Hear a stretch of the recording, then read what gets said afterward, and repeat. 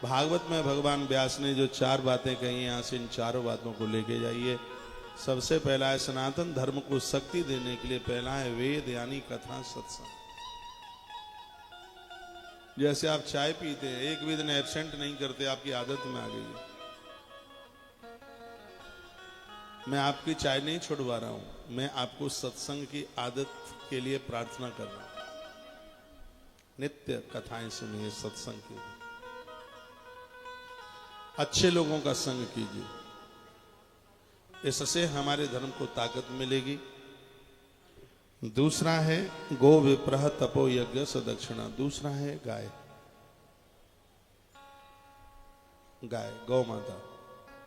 आपकी शादी की तिथियां होती हैं, बच्चों का जन्मदिन मनाया जाता है, आप हजारों रुपए का केक लेके आते हैं, फिर उसको काटते हैं, चाकू लगाते हैं, और भी पता नहीं क्या क्या अंग्रेजों की डिक्शनरी के द्वारा आप बच्चों का जन्मदिन मनाते हैं। भारतीय संस्कृति के द्वारा ये मनाएं तो बड़ा अच्छा होगा, वो ज्यादा अच्छा होगा। वो तो मोमबत्ती जलाते फिर फू फू करके बुझाते हैं, आप केक काटते हैं। अरे जिस दिन बच्चों का जन्मदिन मना रहे हो, केक की जगह पर बच्चों को पंचगव्य दीजिए। पंचगव्य की बड़ी महिमा है, इससे बुद्धि का बड़ा विकास होता है। पंचगव्य में जितना दूध है उसका आधा दही, उसका आधा घी, घी का आधा गौमूत्र और उसका भी आधा गोमय।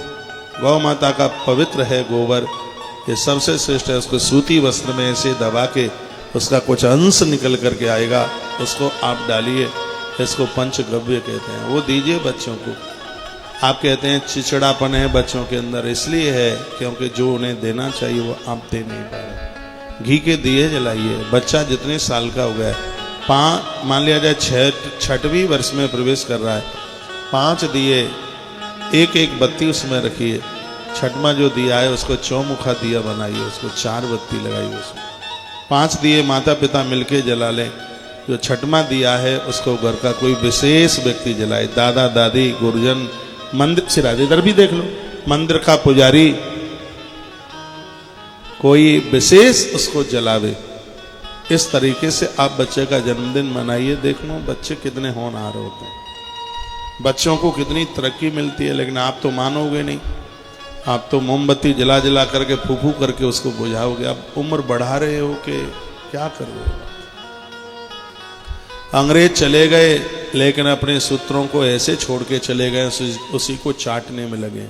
अंग्रेजों का बपन चाटा जा रहा है। भारतीय सनातन संस्कृति को ऐसे पीछे कर दिया है कि लगता है कि वेद तो कभी प्रकट हुए ही नहीं थे इस हिंदुस्तान में। ऐसी स्थिति हो गई। सनातन धर्म को मजबूताई के लिए पहला है सत्संग, दूसरा है गाय। गाय को बचाइए। इस समय ये देश के सामने एक बहुत बड़ी समस्या है, और मैं एक बार नहीं 100 बार कहूंगा, जिस समय इस देश में जिस दिन गौ हत्या बंद हो जाएगी, उसी दिन देश की हर समस्या भी समाधानित हो जाएगी।